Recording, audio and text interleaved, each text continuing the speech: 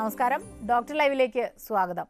മഴക്കാലത്ത് ഉണ്ടാകുന്ന സാംക്രമിക രോഗങ്ങളിൽ പ്രധാനി തന്നെയാണ് ഡെങ്കിപ്പനി. കഴിഞ്ഞ 2 വർഷങ്ങളിലെ കണക്കെടുത്ത് നോക്കിയാൽ കേരളത്തിൽ ഈ വർഷം കഴിഞ്ഞ വർഷങ്ങളെക്കാൾ കൂടുതലാണ് ഡെങ്കിപ്പനി ബാധിക്കുന്നവരുടെ നിരക്കുകളെന്ന് കാണാം. മറ്റ് പല പനികളെക്കാളും ഒട്ടൊരു പേടിയോടെയാണ് നമ്മൾ ഡെങ്കിപ്പനിയെ നോക്കിക്കാണുന്നത്. യഥാർത്ഥത്തിൽ ഇത്രത്തോളം പേടിക്കേണ്ട ഒന്നാണോ ഡെങ്കിപ്പനി? എന്താണ് ഡെങ്കിപ്പനി? ചികിത്സകൾ? ഇതെല്ലാം ഇന്നത്തെ ഡോക്ടർ ലൈവിലൂടെ. നിങ്ങളോട് സംസാരിക്കുന്നത് എറണാകുളം മെഡിക്കൽ ട്രസ്റ്റ് ആശുപത്രിയിലെ കൺസൾട്ടൻറ്റ് ഫിസിഷ്യനായ ഡോക്ടർ ദീപു ജോർജ്. നമസ്കാരം ഡോക്ടർ. ആദ്യത്തെ ചോദ്യം അങ്ങനെ തന്നെ ആവട്ടെ അല്ലേ ഡോക്ടർ? യഥാർത്ഥത്തിൽ ഇത്രത്തോളം പേടിക്കേണ്ട ഒന്നാണോ ഡെങ്കിപ്പനി? പറഞ്ഞതുപോലെ വളരെ വലിയൊരു പേടിസ്വപ്നമായ ജനം കാണുന്ന ഒരു പനി തന്നെയാണ് ഡെങ്കിപ്പനി. പക്ഷേ യഥാർത്ഥത്തിൽ നമുക്കിന്ന് കേരളത്തിൽ കാണുന്ന എണ്ണം വെച്ച് നോക്കുമ്പോൾ പനികളിൽ ഒരുവിധം നമുക്ക് അല്പം ഒന്ന് റിലാക്സ് ചെയ്യാവുന്ന ഒരു പനിയായിട്ട് ഞാൻ ഡെങ്കിപ്പനിയെ കൂട്ടുകയുള്ളൂ. സൂക്ഷിക്കേണ്ട കാര്യങ്ങളില്ല, അല്ലെങ്കിൽ നമ്മൾ ശ്രദ്ധിക്കേണ്ട കാര്യങ്ങളില്ല എന്നല്ല ഡോക്ടർ പറഞ്ഞത്. പക്ഷേ പല കാര്യങ്ങളിലും ഒരു ഫോൾസ് പ്രചാരണം പോലെ വന്നിരിക്കുന്നതനുസരിച്ച് പലർക്കും ഡെങ്കു എന്ന് കാണുമ്പോഴേ ഏറ്റവും വലിയ ആശുപത്രിയിലേക്ക് ഓടി വന്ന് പല കിടക്കുന്ന ആശുപത്രികളിൽ നിന്ന് ഡിസ്ചാർജൊക്കെ മേടിച്ച് പ്ലേറ്റ്ലെറ്റ് കുറയുന്നു, അല്ലെങ്കിൽ ക്ഷീണം കൂടുന്നു, പുറം വേദന വരുന്നു എന്നുള്ളതൊക്കെ വെച്ച് കുറേ ഇതുണ്ട്. അപ്പോൾ അത് ദൂരീകരിക്കാനാണ് നമ്മൾ ഇന്ന് ശ്രമിക്കാൻ പോകുന്നത്. ഡെങ്കു ആക്ച്വലി ആദ്യമായി വരുന്നത് കൽക്കട്ടയിലാണ്. 1970 ഡെങ്കു ആദ്യമായി ഇന്ത്യയിൽ വരുന്നത്. പക്ഷേ പുരാണ ചൈനീസ് കാലങ്ങളിൽ വരെ അതിനെക്കുറിച്ചുള്ള ഡിസ്ക്രിപ്ഷൻസ് ഉണ്ട്. കൽക്കട്ടയിൽ കണ്ട ആ സമയം തൊട്ട് തന്നെ നമ്മളിപ്പോൾ നോക്കുകയാണെന്നുണ്ടെങ്കിൽ ഏകദേശം 1 ലക്ഷം തൊട്ട് 2 ലക്ഷം വരെ ആൾക്കാർക്ക് വേൾഡ് ഓവർ ഡെങ്കു ബാധിക്കുന്നുണ്ട് ഒരു വർഷത്തെ കണക്കെടുത്താൽ. കൂടുതലും ട്രോപ്പിക്കൽ ആൻഡ് സബ് ട്രോപ്പിക്കൽ കൺട്രീസിലാണ് ഇത് കാണുന്നത്. അതുകൊണ്ടാണ് നമ്മുടെ ഇവിടെ വരുന്നത്. കൂടുതലും മഴയുടെ അടുപ്പിച്ചുള്ള സമയത്താണ്. ഈ വർഷം 2014 ഇത് അല്പം കുറഞ്ഞിരുന്നെങ്കിലും കഴിഞ്ഞ 2 വർഷമായിട്ട് അല്പം കൂടുതൽ തന്നെയാണ്. ഈ വർഷം നമുക്ക് വളരെയധികം ഡെങ്കിപ്പനികൾ കേരളത്തിൽ റിപ്പോർട്ടഡായിട്ടുണ്ട്. ഇതിനെ പല പേരുകളിൽ അറിയപ്പെടുന്നതിൽ ഏറ്റവും കോമൺ ആയിട്ട് ജനങ്ങൾക്ക് പെട്ടെന്ന് മനസ്സിലാക്കാവുന്ന ഒരെണ്ണം ബ്രേക്ക് ബോൺ ഫീവർ എന്നുള്ളതാണ്. കാരണം നടുപൊടിക്കുന്ന പോലത്തെ ഒരു വേദനയാണ്. കൂടുതലായും ശ്രദ്ധിക്കേണ്ട 4 വേദനകളാണ്. ഒന്ന് കണ്ണിൻ്റെ പിറകുവശത്തുള്ള റിട്രോ ഓർബൈറ്റൽ പെയിൻ നമ്മൾ പറയും, ശക്തമായ തലവേദന, 3 ശരീരവേദന, പിന്നെ ജോയിൻറ്റ് പെയിൻസ്. ഈ 4 പെയിൻസാണ് അതിൻ്റെ ക്ലാസിക്കൽ ലക്ഷണങ്ങളായിട്ട്. ഡോക്ടർ, മറ്റൊരു കാര്യം, ഇപ്പോൾ പല പനികളുണ്ടല്ലോ. ഇപ്പോൾ മലേറിയ കുറച്ച് ഗൗരവമുള്ളതാണ്, എലിപ്പനി. ഇതിൽ നിന്നെല്ലാം ഡെങ്കിപ്പനിയെ വ്യത്യസ്തമാക്കുന്നത് എന്താണ്? ഡെങ്കുപ്പനി ബേസിക്കലി ആദ്യം ഓർക്കേണ്ട കാര്യം, ഡെങ്കു ഒരു വൈറൽ ഫീവറാണ്. അപ്പം അതുകൊണ്ട് തന്നെ അത് നമുക്ക് ചികിത്സാ സ്കോപ്പുകൾ കുറവുള്ള ഒരു ഇതാണ്. കാരണം നമുക്കൊരു സ്പെസിഫിക് ആയിട്ട് ഈ വൈറസിനെ കൊല്ലാനുള്ള ഒരു മരുന്ന് എന്ന് പറഞ്ഞത് ഇല്ല. മലേറിയയും ലെപ്റ്റോസ്പൈറയും വെച്ച് നോക്കുമ്പോൾ അതിനൊക്കെ സ്പെസിഫിക് ആയിട്ടുള്ള മരുന്നുകളുണ്ട്. എന്ന് വെച്ച് ഡെങ്കു കൂടുതൽ ഡേഞ്ചറസ് ആണ് എന്നല്ല ഞാൻ പറഞ്ഞത്. കോംപ്ലിക്കേഷൻസ് വെച്ച് നോക്കുമ്പം പ്ലേറ്റ്ലെറ്റിൻ്റെ അളവ് കുറയുന്നതാണ് ജനം കൂടുതലായി അറിയുന്നത്.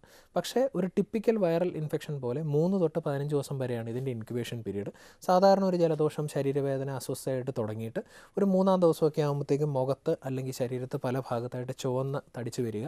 ഇതൊക്കെയാണ് അതിൻ്റെ ക്ലാസിക്കൽ ഫീച്ചേഴ്സ്. ശക്തമായ തലവേദനയും ബാക്ക് പെയിനും അതാണ് ഡെങ്കുവിൽ നമ്മൾ കാണുന്നത്. ഒരു കോളർ ഉണ്ട് ഡോക്ടർ. ഹലോ, നമസ്കാരം, സംസാരിച്ചോളൂ. പിന്നെ ഹലോ, പറഞ്ഞോളൂ, കേൾക്കാം. ഈ ഡെങ്കു പനി പിടിച്ചിട്ടേ ഈ ലിവറിലേക്കും കിഡ്നിക്കൊക്കെ ബാധിച്ചു പറഞ്ഞേ. ലിവറിലും കിഡ്നിയിലും ബാധിച്ചു. പക്ഷെ ചോദിച്ചോളൂ, ടിവിയെ ശ്രദ്ധിക്കണ്ട, ചോദ്യം പൂർത്തിയാക്കിക്കോളൂ. ഡെങ്കു പനി പിടിച്ച് കിഡ്നിക്കും ലിവറിലേക്കൊക്കെ ബാധിച്ചു. ഈ പറയുന്ന മാതിരി സാറ് പറഞ്ഞ മാതിരി അതിന്റെ ചോപ്പുകളൊക്കെ മുഖത്ത് വന്നു. ആ പനി ഞങ്ങളൊരു 7 ദിവസം 8 ദിവസം ICUയിൽ കിടന്നു. ICUയിൽ കിടന്ന് വന്ന് ഡിസ്ചാർജ് ചെയ്ത് വന്നിട്ട് ഈ കുട്ടി കുറച്ച് ഒരു 10 അടി 15 അടി നടക്കുമ്പോ വീഴാൻ പോവുക. ഞങ്ങള് പീഡിയാട്രീഷ്യനെ കാണിച്ചത്. പക്ഷെ ആ പീഡിയാട്രീഷ്യനിൽ ഞങ്ങൾക്ക് വിശ്വാസമില്ലാത്ത കാരണം തൃശ്ശൂർ ജൂബിലി മിഷനിലാണ്. ആ പീഡിയാട്രീഷ്യന് വിശ്വാസമില്ലാത്ത കാരണം ഞങ്ങളൊരു MD കൂടെ ഞങ്ങൾക്ക് നമ്മുടെ ഒരു ഫാമിലി ഡോക്ടർ MD കൂടി ചെയ്തു, ഡോക്ടർ ബാബുരാജ്. അപ്പൊ ഈ കുട്ടി ഇപ്പോ അങ്ങനെ 10 അടി 15 അടി നടക്കുമ്പോ വീഴാൻ പോവാണ്. അപ്പൊ ഈ പനി മാറുന്നതോടുകൂടി, ഈ ഡെങ്കിപ്പനി മാറുന്നതോടുകൂടി, സാർ എത്ര അതിന്റെ പീരീഡ് പറഞ്ഞത്? 3 തൊട്ട് 15 ദിവസം വരെയാണ് അതിന്റെ ഇൻക്യുബേഷൻ പീരീഡ്. ഈ ബാധിച്ച കാര്യങ്ങളൊക്കെ പൂർണ്ണമായി മാറുമല്ലോ അല്ലെ? ഡെങ്കുവിനെ കുറിച്ച് ചോദിച്ചത് വളരെ നല്ല ചോദ്യങ്ങളാണ്. കാരണം കുറേ കാര്യങ്ങൾ അതിനകത്തുനിന്ന് നമുക്ക് ജനങ്ങളോട് പറഞ്ഞു കൊടുക്കാനുണ്ട്. എല്ലാ അവയവങ്ങളെയും ബാധിക്കാമെങ്കിലും ജനറലി മറ്റ് വൈറൽ പനികളെ വെച്ച് നോക്കുമ്പോൾ തന്നെ ഈ പറഞ്ഞ ലിവറിനെ ബാധിക്കുന്നത് ഈ വർഷം അല്പം കൂടുതലാണ്. പക്ഷേ നമുക്കൊരു ലിവർ ഫെയിലിയർ എന്നുള്ള മട്ടിലൊന്നുമല്ല. മഞ്ഞപ്പിത്തം എന്നൊക്കെ പറയുന്ന പോലെ SGOT SCPTയിലെ കുറച്ച് എലിവേഷൻ കൂടി വരിക, അല്ലെങ്കിൽ ബിലിറൂബിൻ്റെ അളവ് കൂടുക, അത്രയൊക്കെ വന്നിട്ടുള്ളൂ. കിഡ്നിയിൽ ബാധിക്കുന്ന വളരെ വളരെ കുറവാണ്. പ്രോബബ്ലി ആ സമയത്തെ ഹൈഡ്രേഷൻ്റെ കുറവ്, അല്ലെങ്കിൽ അതിൻ്റെ കൂടെ എന്തെങ്കിലും ഒരു യൂറിനറി ഇൻഫെക്ഷനോ അല്ലെങ്കിൽ ഒരു സെക്കൻഡറി ബാക്ടീരിയൽ ഇൻഫെക്ഷനോ ഉണ്ടായോ എന്നുള്ളത് നോക്കണം. ഇദ്ദേഹം പറഞ്ഞ മൂന്നാമത്തെ കാര്യം ബ്രെയിനിനെ ബാധിച്ചോ അല്ലെങ്കിൽ നടക്കാനുള്ള ബുദ്ധിമുട്ട്. ഈ ജനറലി വൈറൽ ഇൻഫെക്ഷനുകളിൽ ഡെങ്കുവിനാണ് ഏറ്റവും കുറവ് ന്യൂറൽ സിസ്റ്റം, അതായത് നമ്മുടെ ന്യൂറോളജിക്കൽ സെൻട്രൽ നെർവസ് സിസ്റ്റത്തിനെ ബാധിക്കുന്ന ഇത്. ഇപ്പോൾ ബാബുരാജ് സാർ കണ്ടിട്ടുണ്ടെങ്കിൽ അതിനെക്കുറിച്ചുള്ള ഡാറ്റ അദ്ദേഹവും ഷെയർ ചെയ്ത് കാണും. വളരെ കുറച്ച് ന്യൂറോളജിക്കൽ കോംപ്ലിക്കേഷൻസ് ഉള്ളതാണ്. എങ്കിലും ഗിലിയൻ ബാരി സിൻഡ്രോം പോലെയുള്ള അപൂർവം കോംപ്ലിക്കേഷനുകൾ സംഭവിച്ചിട്ടുണ്ട്, കേരളത്തിലും റിപ്പോർട്ടഡ് ആയിട്ടുണ്ട്. പക്ഷേ അത് വളരെ അപൂർവമാണ്. എങ്കിലും മിക്ക കുട്ടികളുടെയും സീക്വല് നമ്മളിപ്പോൾ ചിക്കൻ ഗുനിയ പോലെ അല്ലെങ്കിൽ കുറേ നാൾ ശരീരവേദന ജോയിൻറ്റ് പെയിനായിട്ട് പെർസിസ്റ്റ് ചെയ്യാറില്ല. അതുകൊണ്ട് തന്നെ ലോങ് ടൈം സീക്വല് ഡെങ്കുവിൻ്റെ നമുക്ക് വരുന്ന വേരിയൻസ് 4 വേരിയൻസ് ഉണ്ട്. നമുക്ക് വരുന്ന വേരിയൻസിൽ വളരെ കുറവാണ് കോംപ്ലിക്കേഷൻസ്. ഇപ്പോൾ ഇവരുടെ ചോദ്യം, അപ്പോൾ ഇനി ഇത് കൂടുതൽ നീണ്ടു നിൽക്കാനുള്ള ചാൻസുകൾ കുറവാണ്. എങ്കിലും ന്യൂറോളജിക്കലായിട്ട് ചേഞ്ചസ് ഉണ്ടായിട്ടുണ്ടെങ്കിൽ ഒരു ന്യൂറോളജിസ്റ്റിനെ കാണിക്കുന്നത് നല്ലതായിരിക്കും. കാരണം മസ്തിഷ്കത്തെ ബാധിക്കുകയോ അല്ലെങ്കിൽ ഞരമ്പുകളെ ബാധിക്കുകയോ ചെയ്തിട്ടുണ്ടെങ്കിൽ അതിൻ്റെ പരിശോധനകൾ ചെയ്താലേ അത് അറിയാനായിട്ട് പറ്റുള്ളൂ. പക്ഷേ വളരെ അപൂർവമാണ് അങ്ങനെയുള്ള കോംപ്ലിക്കേഷൻ. ഡോക്ടർ, ഇപ്പോൾ ഈ അസുഖം വന്നു കഴിഞ്ഞാൽ പലരും കുറച്ച് ദിവസമൊക്കെ ആദ്യത്തെ 3-4 ദിവസമൊക്കെ വീട്ടിൽ ഇരിക്കുകയാണല്ലോ ചെയ്യുന്നത്. ഇപ്പോൾ ഡങ്കി ആണെന്ന് ഇപ്പോൾ ഡോക്ടർ പറഞ്ഞ ലക്ഷണങ്ങൾ, അത്തരം ലക്ഷണങ്ങളിൽ നിന്ന് നമുക്കിത് ഈ പനിയാണെന്ന് മനസ്സിലായി കഴിഞ്ഞാൽ എത്രയും പെട്ടെന്ന് ചികിത്സ നേടണോ, അതോ ഇത്ര ദിവസം നമ്മൾ വെയിറ്റ് ചെയ്യണോ, എന്താണ് അതിൻ്റെ ഒരു രീതി? ജനറലി ഞാൻ പറഞ്ഞ പോലെ ഈ പറഞ്ഞ ലക്ഷണങ്ങൾ, ഈ പറഞ്ഞ ശക്തമായ ശരീരവേദന, തലവേദന, ബാക്ക് പെയിൻ ഒക്കെ ഉണ്ടെങ്കിൽ ബേസിക് ബ്ലഡ് കൗണ്ട്സ് എങ്കിലും ഒന്ന് ചെയ്യുന്നത് നന്നായിരിക്കും. ഇതിൻ്റെ പ്രത്യേകത എന്ന് വെച്ച് കഴിഞ്ഞാൽ ഈ ഡെങ്കുപ്പനി പലപ്പോഴും വളരെ ലേറ്റായിട്ട് കണ്ടുപിടിച്ചു എന്ന് പറയുന്നതിൻ്റെ പ്രധാന റീസൺ, നമ്മളതിൻ്റെ ഇറ്റിയോളജി ഈ 4 വൈറസുകളുടെ ഗ്രൂപ്പ് നോക്കിയാലും പനി കുറയുമ്പോഴാണ് പ്ലേറ്റ്ലെറ്റ് കുറയുക. അപ്പം പനി കുറയുമ്പോൾ നമ്മൾ വിചാരിക്കും എൻ്റെ പനി കുറഞ്ഞല്ലോ, ആശ്വാസമായല്ലോ. പക്ഷേ അപ്പോഴും അവർ ശ്രദ്ധിക്കാതെ പോകുന്നത് കാര്യമായ ക്ഷീണം അല്ലെങ്കിൽ ശരീരവേദനകൾ കാണും. അപ്പോൾ അത് വെച്ചുകൊണ്ട് നടക്കാതെ ഈ റാഷോ മറ്റു കാര്യങ്ങളോ കൂടുക, കാര്യമായ ക്ഷീണം വരിക, അല്ലെങ്കിൽ നമ്മുടെ ടെമ്പറേച്ചർ വല്ലാതെ താണു പോവുക, ഇങ്ങനെയുള്ള ലക്ഷണങ്ങളൊക്കെ വരികയാണെങ്കിൽ ബ്ലഡ് ചെക്ക് ചെയ്യുമ്പം പ്ലേറ്റ്ലെറ്റും ഇതും നോക്കണം. 4-ാമത്തെ 5-ാമത്തെ ദിവസം വരെ ഡെങ്കു ആൻറ്റിജൻ ടെസ്റ്റ് പോസിറ്റീവായിരിക്കും. 5-ാമത്തെ ദിവസം തൊട്ടാണ് ഈ ആൻറ്റിബോഡി ടെസ്റ്റ് ചെയ്യുക. അപ്പോൾ ഈ 2 ടെസ്റ്റിൽ നമ്മൾ കറക്റ്റ് ടെസ്റ്റ് സമയത്ത് ചെയ്തില്ലെങ്കിൽ തെറ്റിപ്പോവുകയും ചെയ്യും. 5 ദിവസത്തിനുള്ളിൽ ആൻറ്റിജൻ, 5-ാം ദിവസം തൊട്ട് ഡെങ്കു ആൻറ്റിബോഡി തന്നെ 2 എണ്ണം ഉണ്ട്. IgM ആൻറ്റിബോഡി ഉണ്ട്, IgG ആൻറ്റിബോഡി ഉണ്ട്. ഇപ്പോൾ ഉള്ള പനിയുടെ കാരണം കണ്ടുപിടിക്കാൻ IgM-ഉം മുമ്പ് വന്നതുകൊണ്ടുള്ള മാറ്റങ്ങൾ അറിയാൻ IgG ആണ് നമ്മൾ അഡ്വൈസ് ചെയ്യാറ്. അടുത്തൊരു കോളിലേക്ക് പോകാം ഡോക്ടർ. തീർച്ചയായും. ഹലോ, നമസ്കാരം. ഡോക്ടറോട് സംസാരിച്ചോളൂ. അതെ, എനിക്ക് ഡെങ്കി വന്നായിരുന്നു. ഡെങ്കി വന്നിട്ട് ഇപ്പോ റെസ്റ്റിലാണ്. ഒരു 7 ദിവസം ആയി. പക്ഷെ എനിക്ക് കണ്ണിന് പുറകിലുള്ള വേദനയും പിന്നെ തളർച്ചയും ഇപ്പോഴും ഉണ്ട് ഡോക്ടർ. അതെന്താ അങ്ങനെ? ഡെങ്കു ജനറലി ഞാൻ പറഞ്ഞ പോലെ ഇതിൻ്റെ ഡിസ്ക്രൈബ്ഡ് ആയിട്ടുള്ള ക്ഷീണം ഏകദേശം ഒരു 2 ആഴ്ച തൊട്ട് 3 ആഴ്ച വരെയാണ് ക്ലാസിക്കലി ഉണ്ടാകാറ്. അതുകൊണ്ട് തന്നെ നിങ്ങൾ പറഞ്ഞ കാലാവധിയിൽ അത് പൂർണ്ണമായും മാറിയില്ല എന്നുള്ളതിൽ അത്ഭുതമില്ല. 7-8 ദിവസം കൊണ്ട് അത് പൂർണ്ണമായിട്ട് മാറാറില്ല. പക്ഷേ കാര്യമായ ശാരീരിക അധ്വാനമുള്ള ആൾക്കാരാണെങ്കിൽ ഞങ്ങൾ മെഡിക്കൽ സർട്ടിഫിക്കറ്റ് അല്ലെങ്കിൽ നമ്മളൊരു റെസ്റ്റ് എടുക്കണമെന്ന് പറയുന്ന കാലാവധി നമ്മൾ 3 ആഴ്ച തൊട്ട് 4 ആഴ്ച വരെയാണ്. കണ്ണിൻ്റെ പിറകിലത്തെ വേദന കുറച്ചും കൂടെ ശ്രദ്ധിക്കണം. കാരണം അതിൻ്റെ ബ്ലഡ് കൗണ്ട്സും ലിവർ ഫംഗ്ഷൻ ടെസ്റ്റും ഞാൻ ഈ പറഞ്ഞ പോലെയുള്ള ഹെമറ്റോക്രിറ്റ് ടെസ്റ്റുകളും ഒക്കെ ഒന്നും കൂടെ ഡോക്ടറെ കണ്ടിട്ട് വീണ്ടും ചെയ്യേണ്ട ആവശ്യമുണ്ടോ എന്നൊന്ന് ചോദിക്കുന്നത് നല്ലതായിരിക്കും. ഓക്കെ, ഇത്തരം പ്രശ്നങ്ങൾ വരുമ്പോൾ ഇപ്പോൾ ഈ ഡോക്ടർ പറഞ്ഞ പോലെ രോഗനിർണയ മാർഗ്ഗങ്ങളിൽ ഒന്ന് ഈ കൗണ്ട് നോക്കുക എന്നുള്ളത്. ഇപ്പം പലരും പറയും ഇങ്ങനെ പ്ലേറ്റ്ലെറ്റ്സിൻ്റെ കൗണ്ട്, അത് ചിലർക്ക് ഇത് ഗൗരവമായിട്ടുള്ള അത്രയും കുറഞ്ഞോ എന്നൊരു സംശയം പലരും പ്രകടിപ്പിച്ച് കാണും. അതെങ്ങനെയാണ്? ഇപ്പം ആരോഗ്യമുള്ളവരിൽ ഡിഫറൻ്റ് ആണോ? അങ്ങനെയുള്ള വേർതിരിവുകളുണ്ടോ? അങ്ങനെ സത്യസന്ധമായിട്ട് പറഞ്ഞാൽ നമുക്ക് ഇന്ന ആൾക്ക് പ്ലേറ്റ്ലെറ്റ് കുറയും അല്ലെങ്കിൽ ഇന്ന ആൾക്ക് പ്ലേറ്റ്ലെറ്റ് നോർമൽ ആകാനാണ് സാധ്യത എന്നൊരു പ്രഡിക്റ്റർ നമുക്കില്ല. അപ്പോൾ ബ്ലഡ് ചെക്ക് ചെയ്താലേ അതറിയുള്ളൂ. 2, കൗണ്ട് ഒരു പ്രത്യേക വാല്യൂ അല്ലെങ്കിൽ ഇന്ന ദിവസം 50,000, ഇന്നത്തെ ദിവസം 15,000, നമുക്ക് ആ ഒരു വാല്യൂ അല്ല ഇമ്പോർട്ടൻറ്റ്. നമ്മൾ ഏറ്റവും പ്രധാനമായും പേഷ്യൻസിനോട് പറയാറ് അതിൻ്റെ ട്രെൻഡാണ് പ്രധാനം. അപ്പം നമുക്ക് കൂടി വരുന്ന സമയമാണെങ്കിൽ ഇപ്പോൾ ഈവൻ 45,000 ഉള്ളെങ്കിലും നമ്മൾ അവരെ സമാധാനിപ്പിക്കും. അതേസമയം 1,00,000-ൽ നിന്ന് അത് 80,000-ആയിട്ട് കുറയുകയാണെങ്കിൽ യൂഷ്വലി ഇതിനൊക്കെ ഒരു study decline or study increase ആണ്, അല്ലാതെ കൂടുകയും കുറയുകയും ഡെങ്കുവിൽ ചെയ്യാറില്ല. അപ്പോൾ അതുകൊണ്ടാണ് അലർട്ട് ആവണമെന്ന് പറയുന്നത്. ഡെങ്കു ഷോക്ക് സിൻഡ്രോം അല്ലെങ്കിൽ ഡെങ്കു ഹെമറാജിക് ഫീവർ എന്ന് പറയുന്ന WHO ഏറ്റവും ഡേഞ്ചറസ് ടൈപ്പ് ഡെങ്കു ആണ് മരണം ഉണ്ടാക്കുന്നത്. 1000-ൽ ഒരാളൊക്കെയാണ് ഡെങ്കുവിൽ മരണപ്പെടുന്നുള്ളൂ. പക്ഷേ ഈ ഡെങ്കു ഹെമറാജിക് ഫീവർ സ്റ്റേജിലേക്ക് പോകുന്നതിൻ്റെ ഏറ്റവും നമുക്ക് നോക്കാവുന്ന എളുപ്പമുള്ള മാർക്കർ പ്ലേറ്റ്ലെറ്റ് കൗണ്ട് തന്നെയാണ്. ഡോക്ടർ, നമുക്കൊരു ഇടവേളയ്ക്ക് ശേഷം തിരികെ വരാം. ഡോക്ടർ ലൈവിൽ ഒരു ഇടവേള.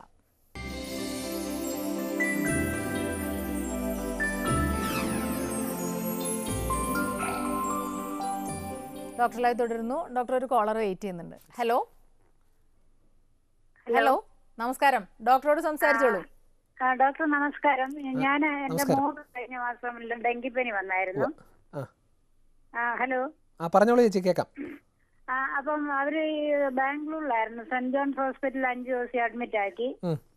അപ്പൊ സ്കാനിങ് ചെയ്തപ്പോ ലിവർ കണ്ടമാനം എൻലാർജ് ചെയ്തിട്ടുണ്ട്, പിന്നെ കിഡ്നിയിൽ ഒരു സിസ്റ്റും ഉണ്ട്.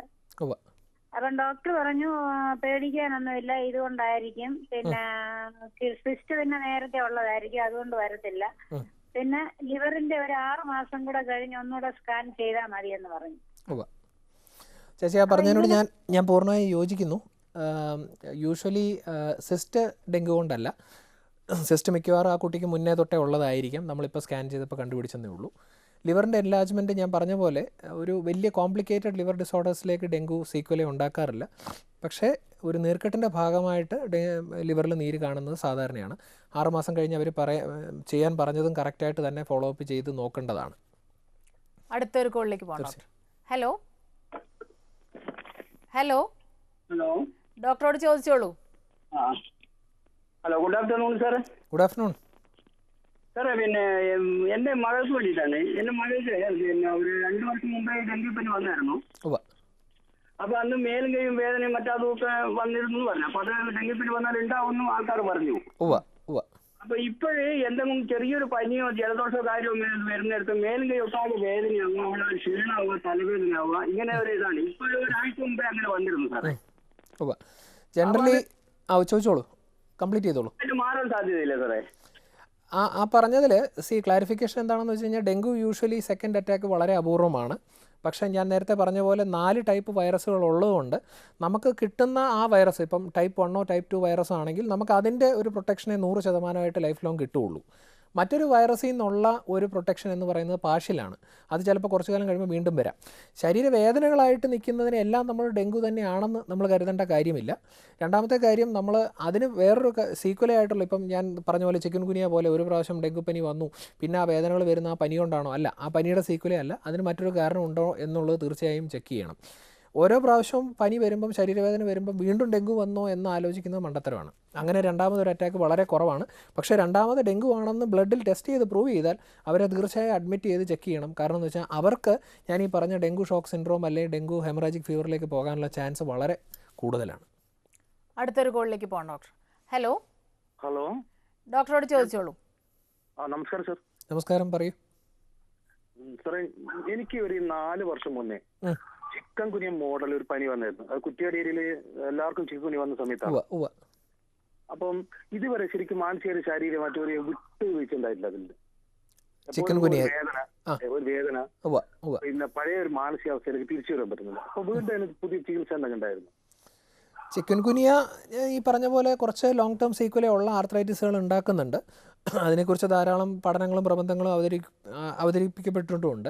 പക്ഷേ ഈ പറഞ്ഞ പോലെ ജോയിൻസിൽ നീർക്കെട്ട്, അതായത് ഓരോ ജോയിൻറ്റ് നീര് വെച്ചിരിക്കുക, അല്ലെങ്കിൽ ജോയിൻറ്റ് ശക്തമായ വേദന പെർസിസ്റ്റ് ചെയ്യുന്നുണ്ടെങ്കിൽ ഒരു റുമറ്റോളജിസ്റ്റിനെ അല്ലെങ്കിൽ ഒരു ഫിസിഷ്യനെ സെക്കൻഡ് ഒപ്പീനിയൻ എടുക്കുന്നത് നല്ലതാണ്. കാരണം പലപ്പോഴും ഈ ചിക്കൻ ഗുനിയ പോലത്തെ പനികൾ വന്നു കഴിഞ്ഞ് പലരും ഈ റിയാക്റ്റീവ് ആർത്രൈറ്റിസ് എന്ന അസുഖത്തിലേക്ക് പോകുന്നതായിട്ട് നമ്മുടെ പ്രാക്ടീസിൽ തന്നെ കണ്ടിട്ടുണ്ട്. അത് ഒരു സെക്കൻഡ് ഒപ്പീനിയൻ എടുക്കുന്നത് നല്ലതായിരിക്കും. ഓക്കെ ഡോക്ടർ, ഇപ്പം ഡെങ്കിപ്പനി എന്താ പറയുക, മോർട്ടാലിറ്റി എന്നതിനേക്കാൾ കൂടുതൽ മോർബിഡിറ്റിയാണ് ബാധിക്കുക. അതിനെക്കുറിച്ചിട്ടൊന്ന് വിശദമാക്കാം. മോർട്ടാലിറ്റി ഇത് ഞാൻ പറഞ്ഞ പോലെ RNA വൈറസാണ്, ഫ്ലാവി വൈറസാണ്, ഹെമറാജിക് വൈറസുകൾക്കകത്താണ് ഡെങ്കു ക്ലാസിഫൈ ചെയ്തിരിക്കുന്നത്. നമ്മൾ ആ ഗ്രൂപ്പൊക്കെ നോക്കിക്കഴിഞ്ഞാൽ തീർച്ചയായും മോർട്ടാലിറ്റി റേറ്റ് ഏറ്റവും കുറവുള്ള വൈറസുകളിലൊന്നാണ്. ലെസ് ദാൻ 1% ഡെങ്കുവിൻ്റെ മോർട്ടാലിറ്റി റേറ്റ് ഉള്ളൂ. പക്ഷേ നമുക്ക് നഷ്ടപ്പെടുന്ന പേഷ്യൻസ് എന്ന് പറഞ്ഞു കഴിഞ്ഞാൽ വളരെ ലേറ്റായിട്ട് നമ്മുടെ അടുത്ത് പ്രസൻറ്റ് ചെയ്യുക, രണ്ടാമത് ഡെങ്കു അറ്റാക്ക് വന്നിട്ട് ഫസ്റ്റ് ഇതിൽ നിന്നും രണ്ടാമത് കൺഫേംഡ് ആയിട്ട് ഡെങ്കുപ്പനി വരുന്ന ആൾക്കാർ, മൂന്നാമത്തെ നമുക്ക് മുൻകൂട്ടി ബ്ലീഡിങ് ഡിസോർഡേഴ്സ് ഉള്ള ആൾക്കാർ, ഇപ്പോൾ ഉദാഹരണത്തിന് ലിവർ സിറോസിസ് കാരണം ബ്ലീഡിങ് ടെൻഡൻസി ഉള്ള ആൾക്കാർ, അല്ലെങ്കിൽ വളരെ കോംപ്ലിക്കേറ്റഡ് ആയിട്ടുള്ള ഹാർട്ടിൻ്റെ അസുഖങ്ങൾ രോഗങ്ങളുള്ളവർ. കാരണം ഹാർട്ടിനെ ഡെങ്കുവായിട്ട് ബാധിക്കുന്നത് കുറവാണെങ്കിലും നമ്മുടെ പ്രൈമറി മാനേജ്മെൻറ്റ് എന്ന് പറയുന്നത് ഫ്ലൂയിഡ് മാനേജ്മെൻറ്റാണ്. അപ്പോൾ നമ്മൾ IV ഫ്ലൂയിഡ്സ് കൊടുക്കുകയും സപ്പോർട്ടീവ് കെയർ കൊടുക്കുകയൊക്കെ ചെയ്യുന്ന സമയത്ത് അവരുടെ മാനേജ്മെൻറ്റ് കുറച്ചും കൂടെ കോംപ്ലിക്കേറ്റഡ് ആണ്. അപ്പോൾ അതർവൈസ് മോർബിഡിറ്റി എന്ന് പറയുന്നത്, അതായത് ശരീരവേദന, ശക്തമായ ശരീരവേദനയുണ്ട്. പലർക്കും കട്ടിലിൽ നമുക്ക് അങ്ങോട്ടും ഇങ്ങോട്ടും തിരിയാൻ പോലും സാധിക്കാത്ത രീതിയിലുള്ള വേദനയും ബുദ്ധിമുട്ടും പറയാറുണ്ട്. അതാണ് ഞാൻ അതിൻ്റെ പേര് പറഞ്ഞ ബ്രേക്ക് ബോൺ ഫീവർ. ശരിക്കും ആ പേര് അന്വർത്ഥമാക്കുന്ന രീതിയിലുള്ള ബുദ്ധിമുട്ടുകളാണ്. പിന്നെ ശക്തമായ ക്ഷീണം. പലരും ഡിസ്ചാർജ് ആയി കഴിഞ്ഞ് വീട്ടിൽ പോയി കഴിയുമ്പം നമ്മൾ പറയും പൂർണ്ണമായി റെസ്റ്റ് എടുക്കണം, ബാത്റൂമിൽ പോകാനും ഭക്ഷണം കഴിക്കാനും മാത്രമേ എഴുന്നേക്കാവുള്ളൂ, യാത്രയ്ക്കൊന്നും പോകരുതെന്ന് പറഞ്ഞു കഴിഞ്ഞാലും പലരും ഇതൊക്കെ തെറ്റിച്ച് ചെയ്യുന്ന ഉടനെ അവർ പറയുന്ന ഒരു ബുദ്ധിമുട്ട് അവർക്ക് കാര്യമായ ശരീരവേദന, അല്ലെങ്കിൽ നടക്കുമ്പോൾ ഒരു വേച്ച് പോകൽ, വിശപ്പ് കുറവ്, ക്ഷീണം, ഇതൊക്കെ ആണ് അതിൻ്റെ സീക്വല്. പക്ഷേ നഷ്ടപ്പെടുന്ന രോഗികൾ ദൈവാനുഗ്രഹം കൊണ്ട് വളരെ കുറവാണ്. അടുത്തൊരു കോളിലേക്ക് പോകാം ഡോക്ടർ. ഹലോ ഹലോ, ഡോക്ടറോട് ചോദിച്ചോളൂ. Hello doctor. പറയൂ കേൾക്കാം. Good afternoon. Good afternoon. Sami asked me two question. No problem, please. എന്റെ സിസ്റ്ററിന് ഡെങ്കു വന്നിട്ടുണ്ടായിരുന്നു. ഇത് ബോംബെയിൽ വെച്ചായിരുന്നു. അപ്പൊ അവിടുത്തെ ഹോസ്പിറ്റലിൽ അഡ്മിറ്റ് ചെയ്തപ്പോഴേ അവർ പറയുന്നുണ്ടായി മുരിങ്ങ ഇലയുടെ അത് അരച്ച് 2 ചാറ് കൊടുക്കുകയാണെങ്കിൽ ഭയങ്കര എഫക്റ്റീവ് ആണെന്ന്. മുരിങ്ങയുടെ ഇലയാണോ അതോ കപ്പളത്തിന്റെ ഇലയാണോ? സോറി കപ്പളത്തിന്റെ ഇല. അതിന്റെ ഇല അരച്ചു കൊടുക്കുകയാണെങ്കിൽ അത് വളരെ എഫക്റ്റീവ് ആണ് എന്നുള്ള ഒരു ഇൻഫർമേഷൻ കിട്ടിയത്. അതനുസരിച്ച് ചേച്ചി ഒത്തിരി കഴിച്ചു. Immediately may be after a day or two ഒത്തിരി ഡിഫറൻസ് ഉണ്ടായി. ഇത് കൊള്ളാന്നുണ്ടെങ്കിൽ ഡോക്ടറിന്റെ ഇതിൽ ത്രൂ പലർക്കും അത് ഉപകാരപ്പെടുന്നത് ഒരു തീർച്ചയായും. എനിക്ക് ആക്ച്വലി ആ ചോദ്യം ചോദിച്ചത് വളരെ ഇഷ്ടപ്പെട്ടു. കാരണം അത് കവർ ചെയ്യണമെന്ന് വിചാരിച്ചിരുന്ന ഒരു ടോപ്പിക് തന്നെയാണ്. കേരളത്തിലെ കോട്ടയം മെഡിക്കൽ കോളേജിലും ചെത്തിപ്പുഴ ആശുപത്രിയിലെ ഡോക്ടർ തോമസ് സെബാസ്റ്റ്യനൊക്കെ ഇതിനെക്കുറിച്ച് ധാരാളം സ്റ്റഡീസ് നടത്തിയിട്ട് അതിന് ഡെഫിനറ്റ്ലി അതിൻ്റെ പ്രൂഫ് ഉണ്ടെന്ന് തന്നെയാണ് പ്രൂവ് ചെയ്തിരിക്കുന്നത്. അത് 2 കമ്പനികൾ അത് ക്യാപ്സ്യൂൾ രൂപത്തിലും അവൈലബിൾ ആക്കിയിട്ടുണ്ട് ഇപ്പോൾ. കാരണം ഒന്നാമത് ഈ ഇളം കപ്പളത്തിൻ്റെ ഇല തപ്പിപ്പിടിച്ച് കണ്ടുപിടിച്ച് ഇത് ചാറാക്കിയൊക്കെ കിട്ടാനുള്ള ബുദ്ധിമുട്ടുകൊണ്ടായിരിക്കാം. എനിവേ ആ ക്യാപ്സ്യൂൾസ് ഞങ്ങളും ഉപയോഗിക്കുന്നുണ്ട്. അതുകൊണ്ട് നല്ല ബെനിഫിറ്റ്സ് ഞങ്ങൾക്ക് കിട്ടുന്നുണ്ട്, പേഷ്യൻസിന് കൊടുക്കുന്നുണ്ട്. പക്ഷേ ഞാൻ ആകെപ്പാടെ ഒരു കോഷൻ പറയുന്നത് എന്താണെന്ന് വെച്ചാൽ, നമുക്കിപ്പം വയറിന് വേദന അല്ലെങ്കിൽ ഓക്കാനം, ഛർദി വരുന്ന പേഷ്യൻസിൽ ഞങ്ങൾ ജനറലി ഇത് അവോയ്ഡ് ചെയ്യും. കാരണം ഭയങ്കര കയ്പ്പാണ് ഈ സാധനത്തിന്. അപ്പോൾ കുടിച്ചിട്ട് അവരെ ഓക്കാനിക്കുകയോ അല്ലെങ്കിൽ ഛർദിക്കുകയോ ചെയ്ത് കഴിഞ്ഞാൽ പ്ലേറ്റ്ലെറ്റ് കുറവുള്ള അവസ്ഥയാണെങ്കിൽ ഒരു ബ്ലീഡിങ്ങിനുള്ള ഒരു ചാൻസ് നമ്മൾ വരുത്തിച്ച് വെക്കരുത്. ഇതുപോലെ തന്നെ ഇപ്പം ഈ ഒരു ടോപ്പിക്ക് പറഞ്ഞുകൊണ്ട് ഞാൻ പേഷ്യൻസിനോട് പറയാറുള്ള വേറൊരു ഫ്രൂട്ട് നമ്മുടെ മാതള നാരങ്ങയാണ്. അതിനും ബെനിഫിറ്റ് കണ്ടിട്ടുണ്ട്. നാച്ചുറലായിട്ടുള്ള സാധനങ്ങൾ നമ്മളെപ്പോഴും സപ്പോർട്ട് ചെയ്യാറേ ഉള്ളൂ. അലോപ്പത്തി ആയതുകൊണ്ട് മരുന്ന് മാത്രം അല്ലെങ്കിൽ ഇങ്ങനെ ഒരു പ്രകൃതിയിലുള്ള ഒരു ചികിത്സാ രീതി ഉള്ളതിനെ സപ്പോർട്ട് ചെയ്യരുതെന്ന് ഞാൻ വിശ്വസിക്കുന്നില്ല. പ്രൂവ് ചെയ്തിട്ടുള്ളതാണ്. ധാരാളം സ്റ്റഡീസ് കേരളത്തിൽ തന്നെ നടത്തിയിട്ടുണ്ട്. വളരെ എഫക്റ്റീവ് ആണ്. ഡോക്ടർ, നമുക്ക് മറ്റൊരു ഇടവേളയ്ക്ക് ശേഷം തിരികെ വരാം. ഡോക്ടർ ലൈവിൽ ഒരു ഇടവേള കൂടി.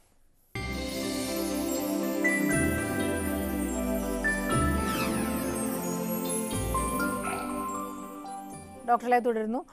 ഡെങ്കിപ്പനിയിൽ കുറച്ചൊരു പേടിപ്പിക്കുന്ന ഒരു വശം എന്ന് പറഞ്ഞാൽ ഈ ബ്ലീഡിങ്, ചിലർ മൂക്കിൽ നിന്നൊക്കെ ബ്ലഡ് വരുന്നു എന്നുള്ളതാണ്. അത് ഏത് അവസ്ഥയിലാണ് വരുന്നത്? എത്രത്തോളം ഡേഞ്ചറസ് ആണത്? ഡെങ്കു WHO തന്നെ, ലോകാരോഗ്യ സംഘടന തന്നെ 5ആയിട്ടാണ് ക്ലാസിഫൈ ചെയ്തേക്കുന്നത്. ക്ലാസിക്കൽ ഡെങ്കു ഫീവർ എന്ന് പറയുന്നത് ഞാൻ ഈ പറഞ്ഞ 4 ലക്ഷണങ്ങൾ: തലവേദന, കണ്ണിൻ്റെ വേദന, ബാക്ക് പെയിൻ, പിന്നെ ജോയിൻറ്റ് പെയിൻസ്. ഇത് 4 2 ഉണ്ടെങ്കിൽ തന്നെ നമുക്ക് ഡെങ്കു ഫീവർ എന്ന് പറയാം. ഡെങ്കു സീറോളജി പോസിറ്റീവ് ഇടണം.